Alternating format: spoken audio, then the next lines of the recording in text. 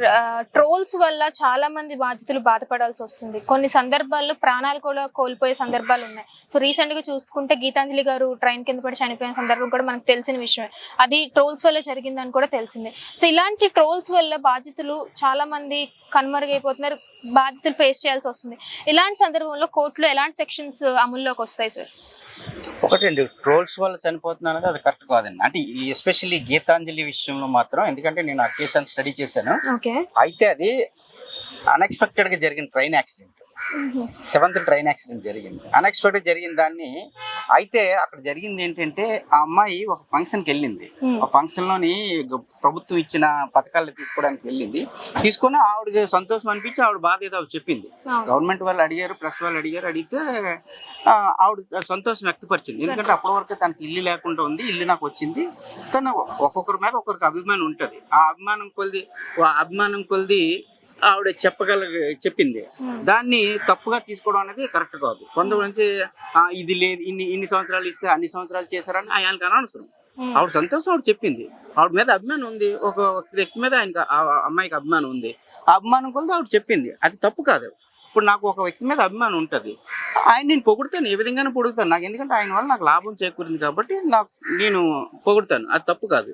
దాన్ని కొంతమంది పెయిడ్ ఆర్టిస్టులు, ఈ అమ్మ అలాగా, ఆ అమ్మాయి ఇలాగా, ఇన్ని సంవత్సరాలు ఇస్తే అన్ని సంవత్సరాలు నేను చెప్తుందని ఆవిడ మర్చిపోవచ్చు. ఆ టైంకి ఆ నెంబర్ పర్ఫెక్ట్గా ఉండాలని ఆమె మెథమెటిక్స్ ఏంటి కాదు కదా, అలాగే అకౌంటెంట్ కూడా కాదు.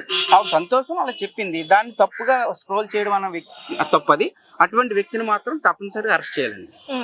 ఎందుకంటే ఆ విధంగా ఒక వ్యక్తిని డిఫేమ్ చేయకూడదు.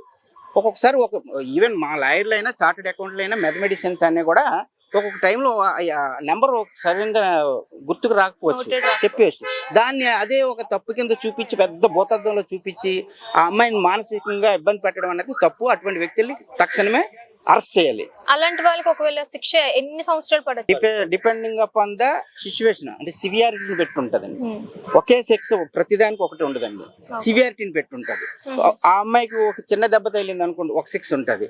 అలా కాకుండా మానసికంగా బాగా దెబ్బతిన్నది అనుకోండి, ఒక 6 ఉంటది. ఏదేమైనా కానీ 20 years వరకు వేయచ్చు శిక్ష. 1 year నుంచి 20 years వరకు వేయచ్చు.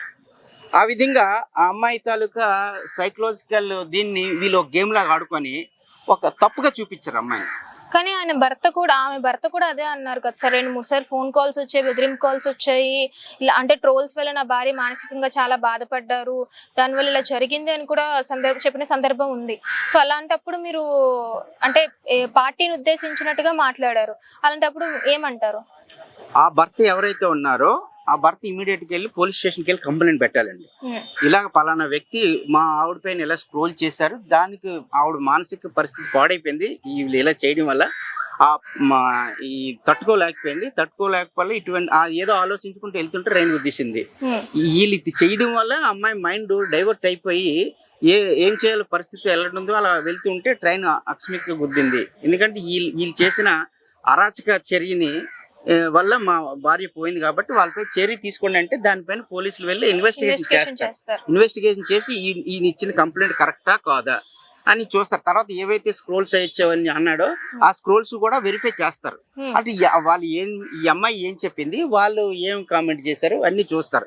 రిలేటెడ్ ఉందా లేకపోతే అన్నెసరీగా ఏమైనా వాగినట్టు అయితే, అందులోనే మాట్లాడినట్టయితే ఇమీడియట్ గా అరెస్ట్ చేయొచ్చు. వాళ్ళు అరెస్ట్ చేసి వీళ్ళకి శాంతి చేకూర్చొచ్చు. అంటే భర్తకి, ఆవిడ చనిపోయిన ఆవిడకి ఏం చేయలేరు అనుకోండి, కాకపోతే ఆవిడ మీద డిపెండ్ అయిన భర్త పిల్లలు ఉన్నారు కదా, వాళ్ళకి న్యాయం చేయడానికి న్యాయస్థానానికి అవకాశం ఉంటుంది. ఎవరు న్యాయస్థానం పోలీసులని కాదు, ప్రతి ఒక్క సోషల్ వర్కర్ ఉంటుంది, ప్రతి ఒక్క వ్యక్తి మీద కూడా ఉంటుంది బాధ్యత. ఎందుకంటే సొసైటీలో బతికేటప్పుడు ఒకరికొకరు సహాయం కావాలి. ఆ విధంగా ఇప్పుడు మీరు పక్కన ఉన్నారనుకోండి, మీకు ఏదైనా ఆపద అయిందని నేను పక్కన రెస్పాండ్ అవ్వాలి. నేను పోలీసు అవ్వక్కర్లేదు, నేను లాయర్ అవ్వక్కర్లేదు.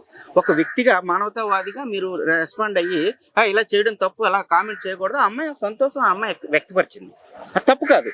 ఇప్పుడు నాకు ఒక వ్యక్తి, నాకు ఒక లీడర్ నాకు ఏదో హెల్ప్ చేశాడు అనుకోండి, నాకు ఎప్పటి నుంచో సాల్వ్ అవ్వలేని ప్రాబ్లమ్ని ఆయన సాల్వ్ చేశాడు అనుకోండి, నాకు ఇంకా ఆయనే దేవుడు. దేవుడు అంటే ఎక్కడో పైన ఉండరండి, మన మనుషుల్లోనే ఉంటారు. ఎవరైతే మనకు మంచి చేస్తారో, హెల్ప్ చేస్తారో వాళ్ళే మాకు దేవుడు.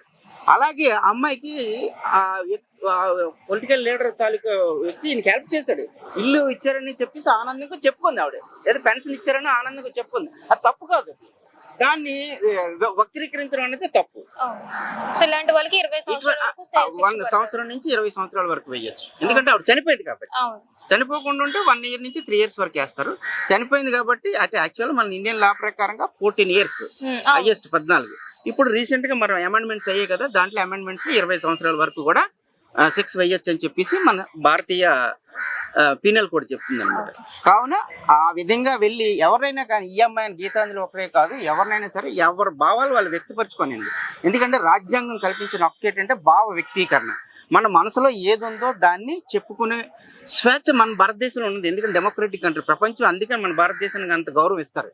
ఆ విధంగా ఒక మహిళ తన యొక్క భావాల్ని, తన సంతోషాన్ని వ్యక్తపరుచుకుంది. ఆ హక్కు ఆవిడకుంది. ఆ హక్కుని కాలు రాయడానికి ఎవరికి హక్కు లేదు. ఆ విధంగా ఆ అమ్మాయి తాలూకు హక్కుల్ని కాలు రాసిన వ్యక్తుల్ని అందరినీ కూడా శిక్షించాలి. ఎవరైనా సరే, ఇర్రెస్పెక్ట్ ఆఫ్ పార్టీ, ఇర్రెస్పెక్ట్ ఆఫ్ పర్సన్, అదన్నీ అనవసరం. ఒక వ్యక్తి తాలూకా ఆ అమ్మాయి తాలూకా వ్యక్తపరిచిన భావాల వల్ల ఇతరులకు ఎవరికైనా ఇబ్బంది కలిగింది అనుకోండి, అది మీరు కంప్లైంట్ చేసుకోండి. కంప్లైంట్ చేసుకుని అమ్మాయి ఇలా మాట్లాడడం వల్ల నా మనోభావం దెబ్బతిన్నది, కావున ఆవిడ పేరు చర్య తీసుకోండి అని చెప్పి మీరు కంప్లైంట్ పెట్టాలి. అంతే చెప్పు. మీరు ఆవిడని ఇష్టం వచ్చినట్టు అన్పార్లమెంటరీ లాంగ్వేజ్ యూజ్ చేసేసి ఆవిడ యొక్క భావాల్ని, ఆవిడ భావ వ్యక్తీకరణని రద్దు చేద్దాం, కించపరుద్దాం అన్నది హక్కు ఎవరికీ లేదు. ఆ విధంగా ఎవరైనా వెళ్ళినట్టయితే భారతీయ న్యాయశాస్త్రంలోని, భారతీయ శిక్షల్లోని కఠినమైన శిక్షలు ఉంటాయి. అటువంటి వ్యక్తులకి ఉరి శిక్ష వరకు కూడా వెళ్తారు.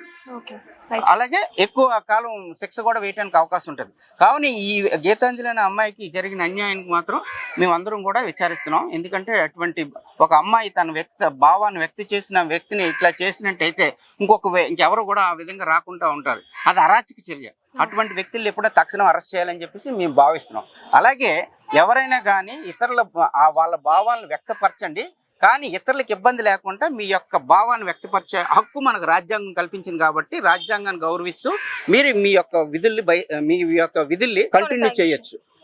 ఆ విధంగా కాకుండా రాజ్యాంగాన్ని విరుద్ధంగా ఎవరెళ్ళినా కూడా, ఏ వ్యక్తి వెళ్ళినా కూడా, ఏ స్థాయిలో ఉన్న వ్యక్తి వెళ్ళినా కూడా అది చట్టరీత్యా నేరం. అటువంటి వ్యక్తుల్ని శిక్షించడానికి భారత శాస్త్రానికి, భారత న్యాయ శాస్త్రానికి, అలాగే పోలీస్ వ్యవస్థకి కూడా హక్కు ఉంది. ఆ విధంగా పోలీసులు కూడా వెళ్తారు. కాకపోతే ఎవరైతే ఈ అమ్మాయి తాలూకు మనోభావాలు దెబ్బతీసి ప్రాణాలు తీశారో అటువంటి వ్యక్తుల్ని కఠినంగా శిక్షించాలి. శిక్షించి ఆ యొక్క ఫ్యామిలీకి ధన సహాయం కానీ, మానసిక సహాయం కానీ అన్నీ కూడా ఆ పిల్లలకి, ఆ భర్తకి అన్నీ కూడా కల్పించాలని చెప్పి, న్యాయం జరగాలని చెప్పేసి ఒక న్యాయవాదిగా నేను కోరుతున్నాను. Thank you sir, thank you so much. అంటే ఇమీడియట్ గా రెస్పాండ్ అయ్యాను. Thank you so much. Thank you. సమస్య లేని ఇల్లు ఉండదు, పరిష్కారం లేని సమస్య ఉండదు. బంధాలు గొప్పవి, బాధలు చిన్నవి. మీ సమస్యని మేము పరిష్కరిస్తాం. రండి, మాట్లాడుకుందాం.